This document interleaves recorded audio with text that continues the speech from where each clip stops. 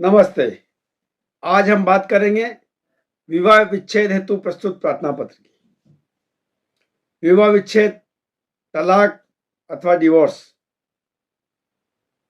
कौन व्यक्ति विवाह विच्छेद ले सकता है, कौन व्यक्ति यह प्रार्थना पत्र प्रस्तुत कर सकता है, यह प्रार्थना पत्र कहाँ प्रस्तुत होता है, इन सब विषयों और किन परिस्थितियों में यह प्रार्थना पत्र प्रस्तुत होता है, इन सब विषयों के बारे में हम विस्तृत चर्चा करेंगे। जो कोई सज्जन युवक या युवती अपने विवाह से परेशान हो, प्रताड़ित हो और अपने आप को ठगा हुआ महसूस कर रहा हो, वह व्यक्ति विवाह विच्छेद की याचिका प्रस्तुत कर सकता है। विवाह विच्छेद की याचिका प्रस्तुत करने के लिए दोनों का विवाहित होना अत्यंत आवश्यक है और यह याचिका पति पत्नी दोनों में से कोई भी व्यक्ति प्रस्तुत कर सकता है।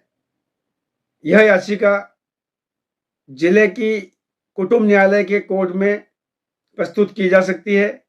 हिंदू विवाह अधिनियम धारा 13 के अंतर्गत यह याचिका प्रस्तुत होती है।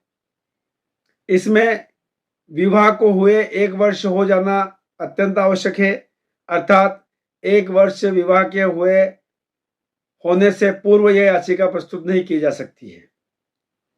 अब याचिका प्रस्तुत करने के पीछे उचित और वैध कारण होना अनिवार्य है। एक विवाह का कोई भी पक्ष, पति हो अथवा पत्नी, वह अगर संतुष्ट नहीं है, परेशान है, प्रताड़ित है, अपने आप को ठगा हुआ महसूस कर रहे हैं, तो वह विवाह विच्छेद हेतु याचिका प्रस्तुत कर सकता है। विवाह विच्छेद हेतु याचिका प्रस्तुत करने के लिए शारीरिक क्रूरता, मानसिक क्रूरता और इस प्रकार की प्रताड़ना उसके उचित और वैध कारण हो सकते हैं। जैसे कोई व्यक्ति विवाहित होते हुए अन्यत्र किसी अन्य महिला से या महिला हो तो पुरुष से अफेयर करती है, तो वह पीड़ित पक्ष जारता के आधार पर विवाह विच्छेद की याचिका कोर्ट के समक्ष प्रस्तुत कर सकता है। इसी प्रकार एक पक्ष दूसरे पक्ष के साथ मारपीट करता है, शारीरिक यातना पहुंचाता है, गलत तरीके से सहवास करता है, गुदा मैथुन करता है या अत्यधिक मैथुन करता है, सहवास करता है या सहवास से वंचित रखता है, या फिजिकल, जिस प्रकार से अपन कह सकते हैं फिजिकल वायलेंस, जिसमें मारपीट करता है, तो ऐसे में पीड़ित पक्ष अपने पति अथवा पत्नी के विरुद्ध यह याचिका माननीय न्यायालय के समक्ष इन कारणों के साथ प्रस्तुत कर सकता है। इसके अतिरिक्त दहेज प्रताड़ना की गई हो, माता पिता का अनादर किया गया हो, पति को या पत्नी को किसी वैध व उचित कारण के छोड़कर वह अन्यत्र निवास कर रहा हो या कर रही हो, ऐसे में पीड़ित पक्ष दूसरे पक्ष के विरुद्ध यह याचिका प्रस्तुत कर सकता है। इस याचिका प्रस्तुत करने के लिए एक महत्वपूर्ण बात है, आमतौर पर हमारे भारतीय परिवेश में धर्मशास्त्रों के अनुसार विवाह विच्छेद को पाप माना गया है। विवाह विच्छेद करना मतलब हमारे धर्म में, हिंदू विवाह अधिनियम है, हिंदू धर्म में यह माना गया है कि विवाह 7 जन्मों का बंधन है और यह जन्मों जन्म तक चलता है, इसलिए विवाह में तलाक की कोई गुंजाइश नहीं है। मगर आधुनिक युग में यह देखा गया है कि एक विवाह से अगर दूसरा पक्ष सहमत नहीं है, खुश नहीं है, परेशान व प्रताड़ित है, तो वह ऐसे विवाह में बने रहने के बजाय वह अपने आप को मुक्त करा ले और स्वतंत्र जिंदगी जी सकता है। जैसे विवाह विच्छेद न होने से कई बार लोग आत्महत्या कर लेते हैं, डिप्रेशन का शिकार हो जाते हैं या एक दूसरे का खून कर देते हैं या उनके साथ शारीरिक यातनाएं दे देते हैं। ऐसी सब घटनाएं घटित न हो, इसके लिए कानूनविदों ने, कानून बनाने वालों ने इसके लिए एक अच्छा कार्य ये निकाला है कि ऐसे कलहपूर्ण जीवन से, वैवाहिक जीवन से, जिसमें जीवन को खतरा उत्पन्न हो सकता है अपने अथवा सामने वाले के, ऐसे में विवाह विच्छेद करके दोनों पक्ष अलग अलग निवास करें और अलग अलग दुनिया में अपना बसर करें, ताकि किसी प्रकार की कोई आपराधिक घटना दोनों के बीच में घटित न हो और दोनों किसी भी मानसिक तनाव में जिंदगी गुजर बसर न करें।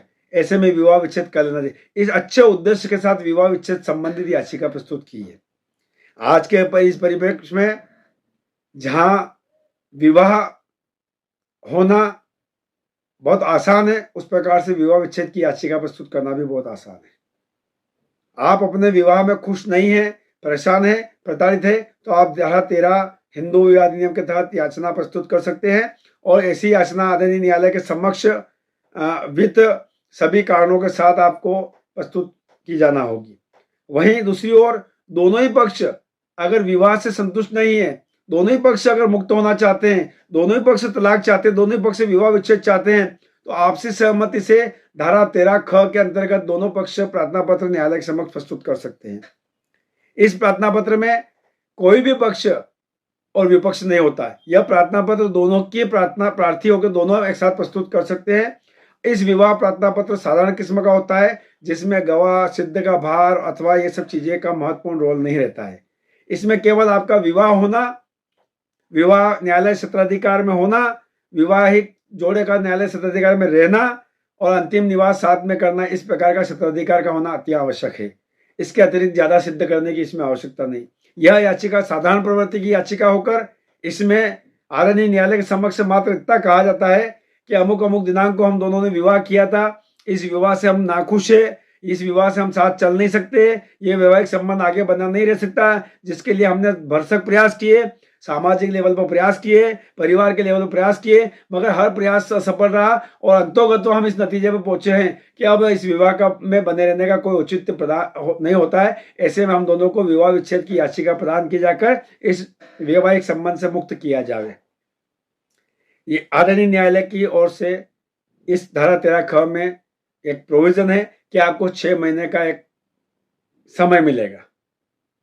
6 महीने तक आपको इस बात का समय मिलेगा कि आपने जो आज याचिका प्रस्तुत करी, आपसी सहमति से विवाह विच्छेद की, उस पर आप दोनों पक्ष विचार कर ले, पुनः विचार कर ले, प्रयास कर ले, आपस में समझाने का कोशिश कर ले और न समझे तो 6 महीने बाद की जो तारीख आदरणीय न्यायालय की तरफ से अनाउंस हुई है उस तारीख पर आकर अपने बात को आप दोहरा दे।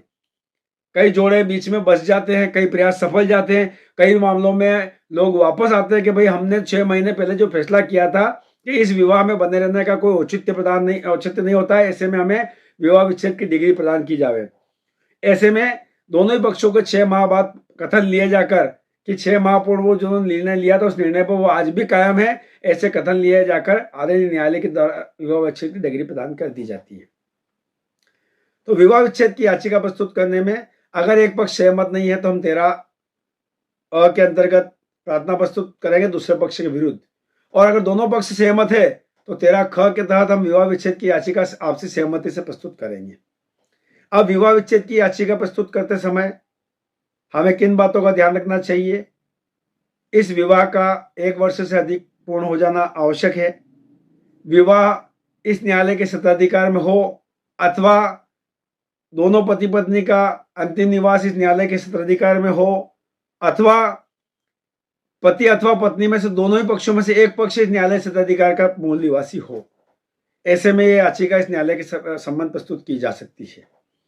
वहीं दूसरी ओर भारतीय परिदृश्य में पत्नी का खर्चा वहन करने का पूरा जिम्मा पति का है, तो पति के विरुद्ध याचिका प्रस्तुत करने पर या पत्नी पति के विरुद्ध याचिका प्रस्तुत करे या पति पत्नी के विरुद्ध याचिका प्रस्तुत करे, ऐसे में अंतरिम भरण पोषण के लिए पत्नी पति से दावा दौरान खर्चे की मांग कर सकती है। यह धारा 24 विवाह हिंदू विवाह अधिनियम के तहत धारा 13 की याचिका के साथ प्रस्तुत किया जा सकता है। ऐसे में सक्षम पति से अक्षम पत्नी को आदरणीय न्यायालय उचित भरण पोषण दावा दौरान प्रस्तुत याचिका के संदर्भ में किया जाएगा। जो दावा समाप्ति पर स्वतः समाप्त हो जाएगा, पर दावा के दौरान आपको जो आदरणीय न्यायालय के द्वारा आदेशित किया जाता है वह धनराशि प्रति माह आदरणीय न्यायालय में जमा कराना होगी। यह दावा दौरान खर्चा है पत्नी के लिए जो पति की ओर से दिया जाता है। अब रही बात ये कि हम धारा 13 हिंदू विवाह अधिनियम में विवाह विच्छेद की बात करें, उसके साथ सपरिचित अपनों ने धारा 24 हिंदू विवाह अधिनियम की बात करी और एक धारा 13 ख हिंदू विवाह अधिनियम की भी अपने बात करी। इस प्रकार विवाह विच्छेद के संदर्भ में जो एक पुरुष को और स्त्री को अधिकार दिए गए उस संदर्भ में हम न्यायालय के समक्ष जो प्रार्थना पत्र प्रस्तुत किया जाता है 13 ख और धारा 24 हिंदू विवाह अधिनियम की बात कर रहे हैं। इन सेक्शन में हमें विशेष रूप से ध्यान रखना होगा कि जो भी प्रार्थना पत्र प्रस्तुत किया जावे उस प्रार्थना पत्र में उसके स्पष्ट कारण होना चाहिए कि प्रार्थना पत्र प्रस्तुत करने के पीछे कारण क्या है, क्या मानसिक क्रूरताएं की गई है, क्या शारीरिक क्रूरताएं की गई है, क्या जारता की गई है, इसका स्पष्ट उल्लेख होना अनिवार्य है। और ऐसे स्पष्ट उल्लेख होने के बाद दावा दौरान आपको अपने साक्ष्य के दौरान कागजी दस्तावेज से या मौखिक साक्ष्य से आपको न्यायालय के समक्ष जो आपने आरोप विपक्ष के ऊपर लगाए हैं उन आरोपों को आदरणीय न्यायालय के समक्ष साक्ष्य के दौरान सिद्ध करना होगा, तभी आप इसमें सफलता अर्जित कर सकते हैं। बंधुओं, धारा 13, धारा 24, धारा 13 ख के विषय में हम बात कर रहे हैं। इसकी विस्तृत चर्चा और भी की जा सकती है, बहुत अधिक समय लगेगा, पर मूल रूप से संक्षिप्त में आप मैं इतना ही कहना चाहता हूं कि जो भी पक्ष विवाह के बंधन से नाखुश है वह दूसरे पक्ष के विरुद्ध 13 ख की याचिका प्रस्तुत कर विवाह विच्छेद प्राप्त कर सकता है। और दो व्यक्तियों का आपस में एक साथ रहना, जिनके विचार नहीं मिलते, जिनके आचार नहीं मिलते, जो एक दूसरे के साथ मानसिक शारीरिक क्रूरता करते हैं, जो जारतापूर्ण जीवन जीते हैं, ऐसे में दोनों का एक साथ रहना खतरे से खाली नहीं है। या तो वो एक दूसरे की हत्या कर देंगे या खुद आत्महत्या कर देंगे। पारिवारिक कलह बहुत खतरनाक होता है। पारिवारिक कलह से बचने के लिए और जीवन मूल्यों को बचाने के लिए विवाह का विघटन हो जावे, इसके लिए इस धारा का स्पष्ट प्रोविजन किया गया है। नेक्स्ट वीडियो में हम और चर्चा करेंगे। आपको इस वीडियो में संक्षिप्त चर्चा कैसी लगी आप अपने कमेंट बॉक्स में बतावें। अगले सेक्शन में पुनः मुलाकात होगी। नमस्कार, जय हिंद, जय भारत।